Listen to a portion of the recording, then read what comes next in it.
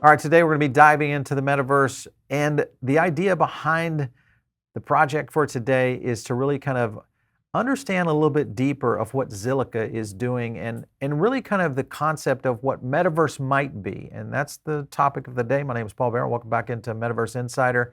Joining me, of course, is one of our old standards here. She comes in and like swoops in like a goddess and says, I'm going to give you the good stuff here on the metaverse, Paul. No, Sandra, hello. Great to have you back Thank you back in the so much for that studio. introduction, Paul. Thank you. It's nice to be back here again. Yeah, of course, Sandra, if you guys don't know Sandra, maybe the first time you've been here on our show, Sandra is head of Metaverse and NFTs at Zilliqa.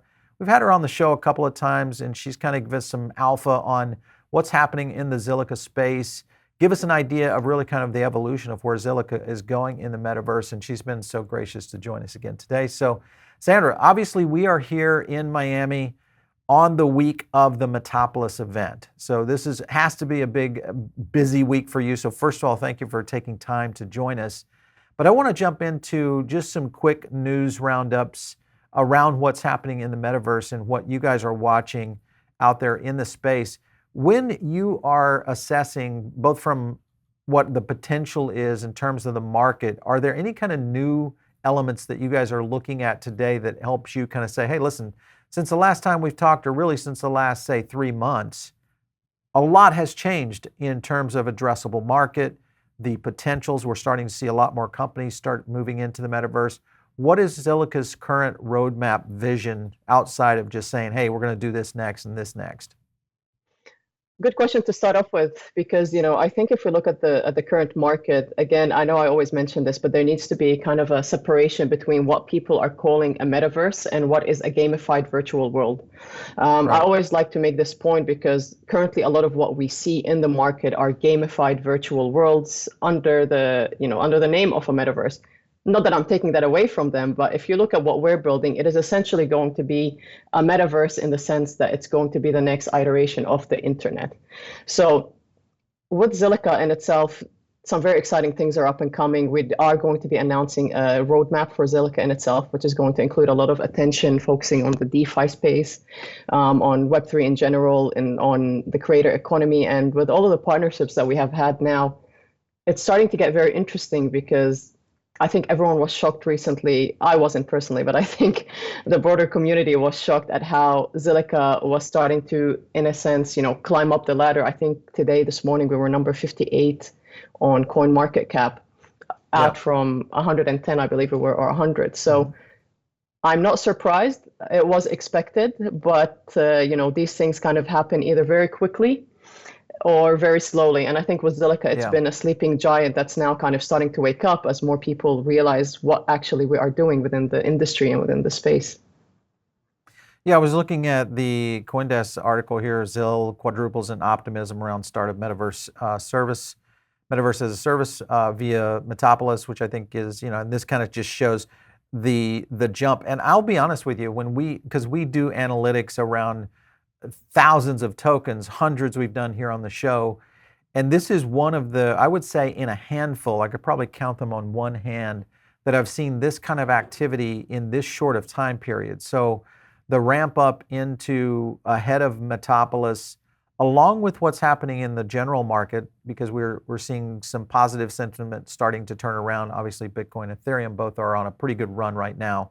So timing is really critical in a lot of cases for launch, but with you guys, it seems like this has really landed at the right time around what's happening, not only from a metaverse standpoint, because I think a lot more companies have really started to unveil their strategies for Mhm. metaverse growth. And I'm kind of curious, because this was an article you brought to our attention. This was kind of interesting from TechCrown. I just want to run back because I found it interesting just in the sense of the people that are on this list. Obviously, Clegg over here at Meta. Then you've got Microsoft in this list. You guys are also in this list as we go through it. There's Decentraland, obviously Roblox, some pretty big names in here. Co-founder Alien Worlds, kind of to your point, there's Epic Games, and then John over at Unity. And then, man, just this is kind of the who's who. I was a little questionable on Snoop, even though I love Snoop, but I'm just like, we need. And then Pittman over at Matterport. That's interesting with RJ, because we've had him on the show before. I do understand what they're trying to do from Matterport's standpoint, but I think that's a little bit of a reach. But maybe there's something going on there. And then there you guys are, Sandra. So great to see you guys in the top 15 or so here around Metaverse movers and shakers. With all that being said, there's some companies that are missing in here. I think Tim Sweeney, you look at Tim over at Apple, you look at what the evolution that we've seen from Sandbox. Axie, of course, is moving this direction. There's so many companies kind of going in this direction, but when you mention the difference between gamified metaverses and what we might see in traditional metaverses, we've had Bosan on our show here recently talking about Metaverse Fashion Week. They gave us kind of a glimpse into the e-commerce side of things. Can you explain to us from a Zilliqa standpoint how the metaverse as a service would work for a company? I can either dive into this as, industry specific and kind of cover a whole bunch of industries, or I can answer it being kind of very general on how they will fall into the metaverse. So rather than turning this into a very long thesis, I'm going to answer it very kind of general. Any industry can belong to the metaverse, because at the end of the day, when we work with our partners, and we've had a lot of announcements in the lead up to this event, actually one went out today with another partnership from a gamification aspect, entering Metapolis and with Zilliqa. So if we look at how industries can belong to the metaverse, we do have the opportunity to tailor it based on what you want to do. So for example, if we're talking health and wellness, an avatar will play a very important role when it comes to wearables and how that fits in with an NFT strategy. If we're talking about esports and gaming, also, how we structure strategies into engaging their users into the world that we have. And I've always said this before, Paul, is that we are not looking at replacing the physical. What we're doing is we're looking at adding a new layer of engagement on top of what already exists. I think the metaverses or the virtual worlds that currently exist, right? You enter them in a perspective like you are going to engage through, let's say, similar to a Sims or a Second Life, whereas with the metaverse or Metapolis that we're building, it's more of a you as an individual represented through your own avatar, interacting and engaging with a new layer of commerce, or a new layer of e-commerce, or a new layer even of MetaFi that is brought into the metaverse. So we're not asking people to completely forget what they have as a strategy. If anything, we're saying to them, look, if you want to hold a concert in the physical world, then we do have the ability to open up borders for you and more areas of access and development through the metaverse. And this is the big differentiator between what we are doing and what currently exists, is that we're not asking you to leave it behind. We're asking you to infuse it into what you're doing. Yeah, I think it gets into that whole omni approach toward branding and the essence of building community from a worldwide standpoint. I think that's the other, kind of gateway. And really, I think a lot of people have somewhat done this through a social aspect. Obviously, over the past decade to 15 years, social media has kind of been that bridge to a little bit more of an insight into community and all of that. But I think with metaverse applications where there may be virtual worlds, or in aspects around AR integration and how that may flow into this, I think that opens things up a lot more in terms of how brands could engage. And I was just looking at, when we did the interview with Bosan, they kind of went that way of being able to kind of tie that in. Kind of like 2 points I'd like to make. I'm not sure if you're going to ask them to me anyways, but I find them very interesting, is that if we look at Web2 and how people have kind of evolved in terms of business, sometimes I get asked, why would an avatar want to represent me, or why would, if we look at traditional businesses that have become massive from a Web2 perspective, right? Previously, people would be like, why would anyone want to, share their car and include strangers in it to drive them somewhere? You had Uber. Sure. Why would I rent a house or my apartment if I'm not in it? Then you had Airbnb. So as we transition from Web 2 over to Web 3, a lot of the brands and companies who are going to want to belong into this industry, rather than looking at it as from a why would anyone perspective, it's you cannot keep communication with the technology and the advancements we have now purely focused on static, text to text through email. We do have the ability to engage and infuse more movement, more connectivity through through the metaverse. And why metaverse as a service is important is that, I'll give you a perfect example. I think cars are amazing. Everyone has them, people use them to get from point A to point B, but I'm not out there building a car, and I'm sure neither are you, because there are skilled people who know exactly what they're doing. If everyone is out there building a metaverse on different chain or through, a different means of a layer of standard, it becomes difficult to engage and interact with each other. So imagine if me to converse with you, I had to use a different browser because let's say you use Safari, but I use Google Chrome. It would make communication difficult. So what we're doing with Metapolis as a metaverse as a service is we want to standardize that layer to ensure that everyone can connect and interact with each other rather than having to worry about how that connectivity is going to be, because the last thing you want is a new barrier to entry to the already kind of blockchain that people see in mainstream being as difficult to enter. So I hope that kind of gives more of a perspective into the vision that we're trying to build. Yeah, I think, we analyze this a lot around kind of the old web.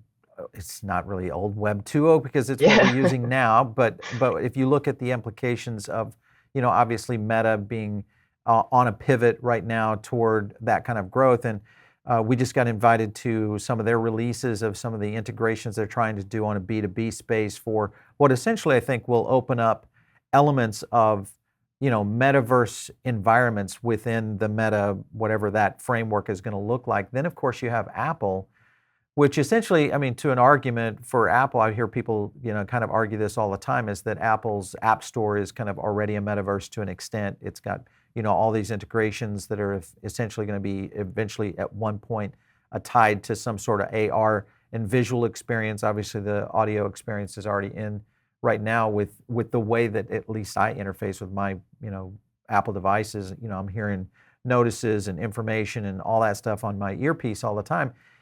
If you play into the aspect of visual, whether it's through AR, and then you tie that around applications that start to ride on top of that, and you look at all those kind of formats, do you see the metaverse, in essence, coexisting in all these kind of scenarios? What we're seeing in blockchain, maybe what Meta is building, and then potentially what maybe a Web 2 company like Apple is maybe transitioning to in the future. Where do you see this shaking out? Because I see potentially 3 different avenues here.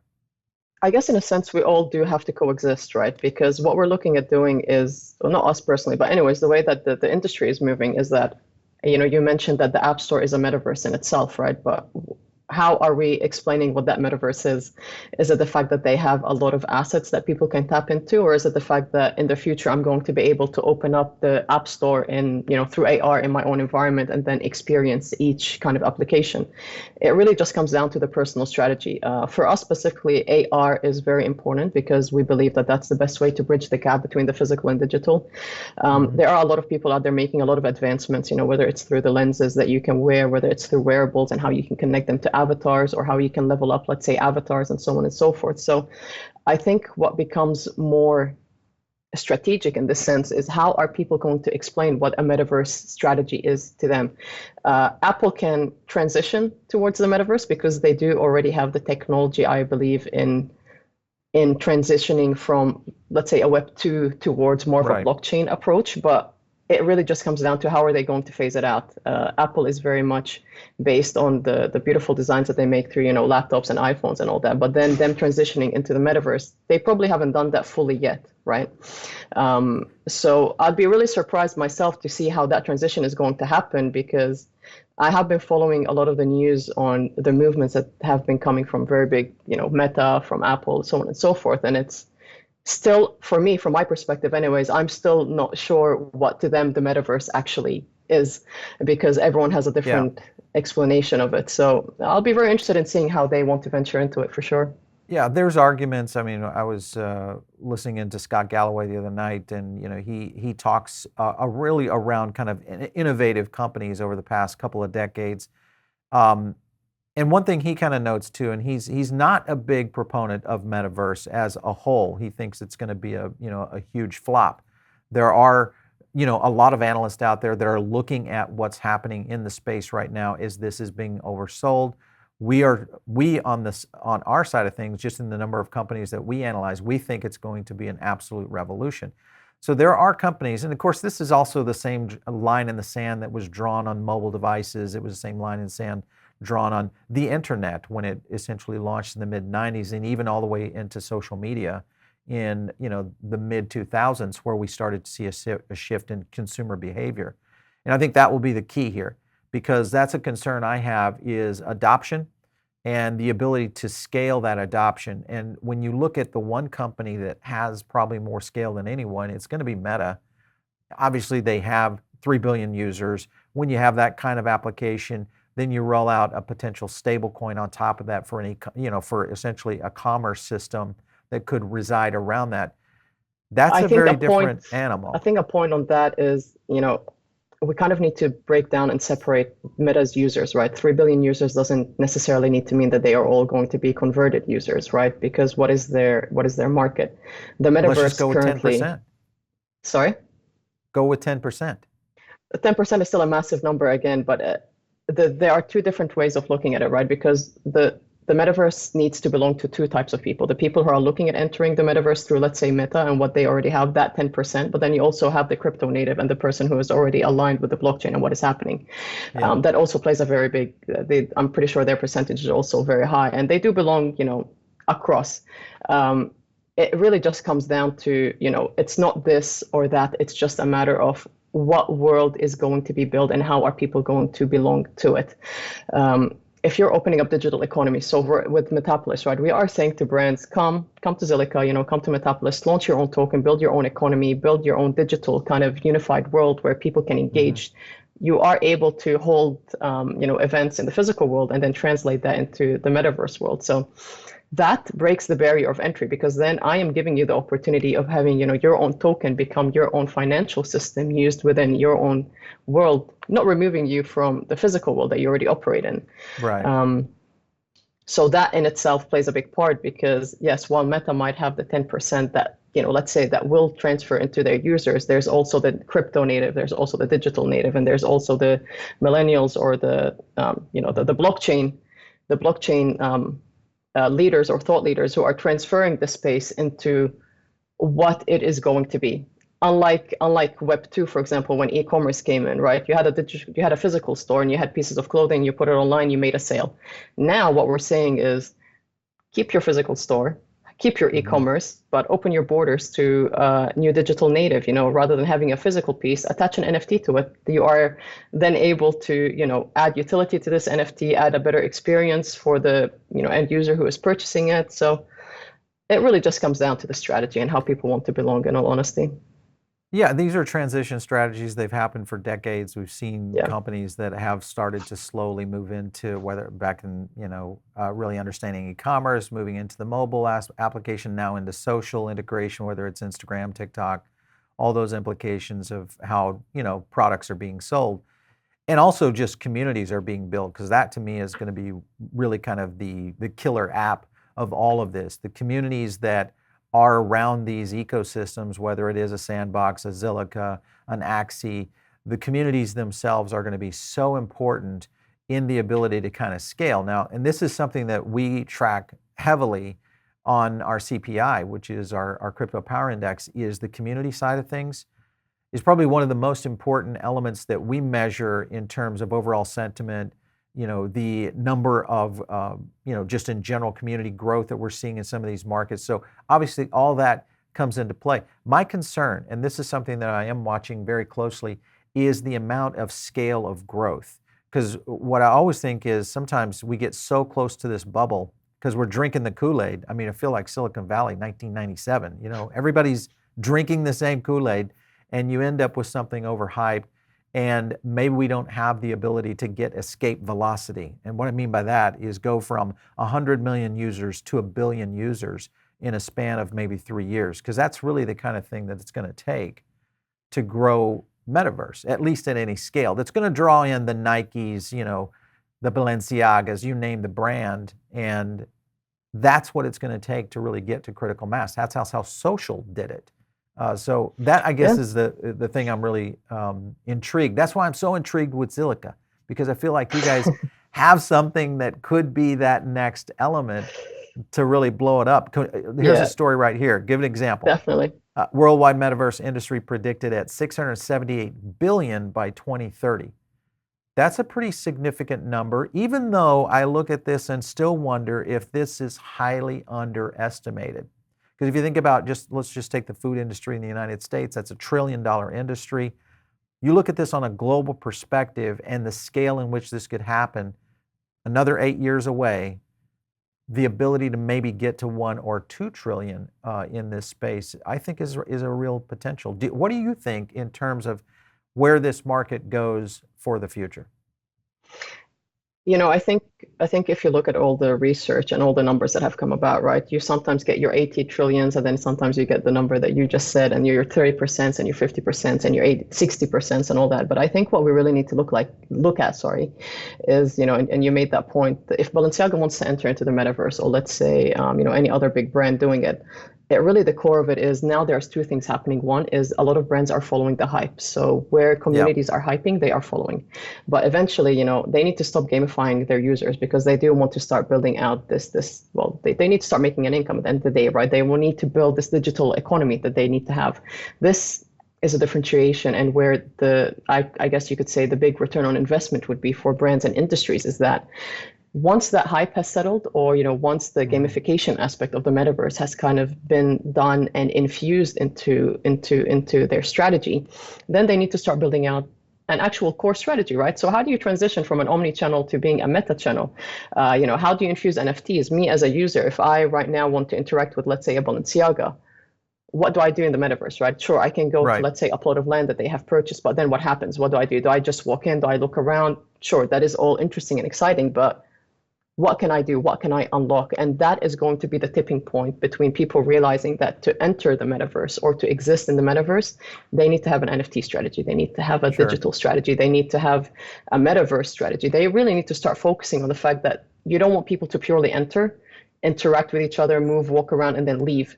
I've been into the JP Morgan plot of land that they have done, and while it's interesting and exciting, because finance entering into the metaverse is something that's very, it is exciting. Finance in itself is not something that really connects with people on a one-to-one basis, right? Because it's not that interesting, it's not that entertaining. But if they bring a layer of the metaverse into it, then they are able to educate, they are able to connect more with the digital native, they are able to open branches, to have, customer service. So they can do a lot more with it. And once people kind of start shifting from what is a digital virtual world towards a Mhm. metaverse built for engagement, that's going to be the tipping point. And this is exactly where Zilliqa sits.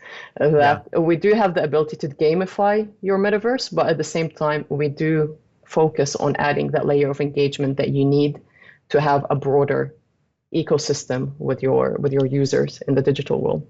Well, I think you hit on something there that is really critical for any business today. If you're a modern business and you're looking at getting into Gen Z and really the tail end of millennial, which is, about at least in the U.S., you're talking about 28 to 32% of the population, which is a significant number. And if you look globally, now you're talking about out of the 7 trillion, it's almost 2.5 trillion of where that population is. So it's definitely the one population center that is growing exponentially in terms of opportunity, especially at the speed of digital and what we'll see there. But your point to the fact that every brand, every company, every kind of anyone really in the sense of doing business in a digital world, everybody has a social application, everybody has a website today, everybody's kind of immersed that route. The next step up is going to be Web3 and what happens here with Meta. All of that being the case, the key there, I think, is NFTs, because that integration between the real world and coming into the metaverse will be the critical, because those kind of strategies, I think we're just scratching the surface of where these strategies are going to really start to, deploy in the future. I personally haven't seen a lot of strategy going to the NFTs that have been put out with a lot of the big brands that have entered, which Yeah. I guess from my perspective has been a bit upsetting because you can definitely push a lot more with what we currently have in terms of technology. I think I made a comment on Twitter. I make a lot of comments on Twitter, but I think one of the comments I made is that I do look forward for the day when a lot of brands start to realize the actual value of an NFT into their Right. strategy, especially not only for the metaverse, but NFTs in general. I won't name drop, but I have seen plenty of NFTs come where it's like, purchase this NFT and then you can unlock purchasing another, physical item or another NFT. That doesn't really Sure. do much, right? So what you're looking at doing is translating this NFT to being a source of engagement between you and your end user. You can infuse loyalty into it, you can infuse rewards, you can infuse level ups, you can infuse VIP access areas, Yep. authenticity. I mean, I can keep going and going. And one thing that you will notice is that once our partners are ready to open their cities in Metapolis, you are going to notice a big difference into how that strategy has been applied and what role NFTs play into it, because we have spent a lot of time and a lot of energy working with them on taking them from where they are to where they need to be to actually advance within the metaverse. So that value add is very important because, if you look at how Zilliqa operates or how Metapolis in itself is built, we are coming in with our expertise, but we're not looking at this to be a one-off kind of hype train, right? We want this to be a Yeah. continuous relationship that is built on growth for both us and our partners. And I mean, one thing that's very exciting, I think, for me is if you look at the Gucci times Adidas drop that happened, when in the physical world would you have seen that come to play if it wasn't for blockchain, for metaverse, and for the NFTs? You had people Exactly. pretty much, waiting to purchase that. But currently right now it would have happened through what, an activation or a store, but the market would have been a bit confused because the Adidas market probably doesn't translate to the Gucci market, and then the Gucci market probably wouldn't translate to the Adidas market, right? So if you take that into the metaverse, then you are tapping into the crypto native, the digital, the Gen Z, who is a new market for you. They might Yeah. not walk into your store physically, but if you do a launch in the metaverse, then hey, they are there waiting with their avatar or waiting for the whitelist to capture that item or product. So we are opening new economies for people with what is happening in the blockchain space and in the metaverse in specific. So it is very exciting, but there's a lot of Yeah. I skeptics out think there, and I think they need to there research a are. bit more. Yeah, exactly. Well, I think it's timing too, and web and mobile, even social to a certain extent. And a lot of people kind of forget this is that the evolution of really web, mobile, and social, that cross section of technology immersion happened at the birth of the millennial era, of when millennials first became real earners. I mean, this is when millennials were 18 and 19 years old, and that was the oldest at that stage. That was the era in which we saw this explosion. That's exactly the same position we're at right now with Gen Z. The difference is you insert Web3, and Yep. now you have a completely, and obviously blockchain and the aspect around crypto economies are going to be all of that. I want to jump So I into a guess I couple of have a things. question for you, Paul, though, Yeah, before we go ahead. quickly move on. Do you think Yeah. that we would have been this advanced had it not been for the COVID push, where I think a lot of people realized that, they weren't ready for a full digital transformation? Actually, okay, so I think yes. And my short answer is yes. But with a caveat there is I wrote a book about this about a decade ago, and Yep. the evolution of the book was that digital would eventually become the only thing that we would be utilizing for any kind of commerce. Doesn't matter in real world. Uh, Retail would be digital, completely digital ecosystems. So it was just a matter of time. Now it just happened faster. That's really Yeah. the boil down of it. It was just it's destined to happen. It just moved up about 4 years Exactly. versus Exactly. what we which is great for blockchain because I think timing is in a very interesting cycle right Exactly. now. I always and I talk to this with a lot of the big thinkers and my mentors, and they even tell me that it's very likely if you think about where blockchain resides today. Had this not occurred, blockchain may have been squashed by Hmm. the major industries that were not necessarily pulling it forward, but Yeah. instead this got ramped up so quickly that those major industries did not have a chance to respond. Both in Exactly. finance, you can name the industry, gaming, media, just go down the list. The litany I is there. guess I guess I want to take this opportunity because I think you answered it very well, is that to tie in with the fact that how early we still are. You still have a lot of big companies or industries Yep. still going digital from traditional to digital because they weren't ready for it when Yeah. COVID hit. Right. So add on top of that, them wanting to enter the metaverse, we still have not actually began with the industry. We are still like not even I'm in tipping point. agreement. Like we are Yeah. still so early that there is time for people to experiment, to play around, to see, and to follow growth. So yeah, sorry, For sure. I guess I stopped you before No, with your question. we're in the same place with that. I was looking at, speaking of growth, I was looking at this tweet right here from you guys. More people hopping on the ZIL train. 2021 saw number of ZIL addresses grow 180%. 2020 transaction volume growing correspondingly, chalking up 172% increase. So this is pretty amazing, from 11.2 to 30 million. Pretty interesting in terms of overall growth, in terms of ecosystem. So even though we are early, there is a certain number of early adopters that create those bell curves that eventually become, mass adoption as we start to see those bell curves really take off. It's happened in every industry from a digital aspect over the years. In addition to that, then you take a look at like just some of the partnerships you guys have done. So here's Agora Awards now coming in. And I see this as being really the next evolution for many partners around all the metaverse companies that are out there. Partners to me are probably the biggest key. And the question is whether or not those partners are doing stuff. When you guys are tying in deals with your partners, is there any, I know this is getting into maybe proprietary, but do you put them on kind of a little bit of a notice and say, hey, we actually need you to do something on this? It can't just be a partnership on paper. A How are lot you of the handling partners that? that we have, they approach us because they see the value in what we're doing. And I'm going to answer this question by letting you know the way that we operate with all of our partners is they usually come to us because they are looking for a blockchain partner that will help them grow and expand. Add on top of that the fact that we have the expertise to support them in launching a token, building an NFT strategy, and now a metaverse. No other blockchain currently has the capability or the team to be able to do that in a one-stop shop. But Zilliqa, luckily we do have that. So the Agora Awards in specific is, I have to say, probably one of my top favorite partnerships, because if we look at what it's doing to the creator economy and what it's actually bringing Yep. to NFTs and to individuals who are innovating the space through their art, this is massive. And I would encourage Yeah. everyone to actually look into what Agora is doing, and what they are bringing into the metaverse and through the NFT strategy. So to answer your question, all the partners that we do interact with, they do come to us looking for a blockchain partner, and then they see the value that we add, and it just grows organically through the strategies Yeah. with NFTs, the metaverse, and all of it.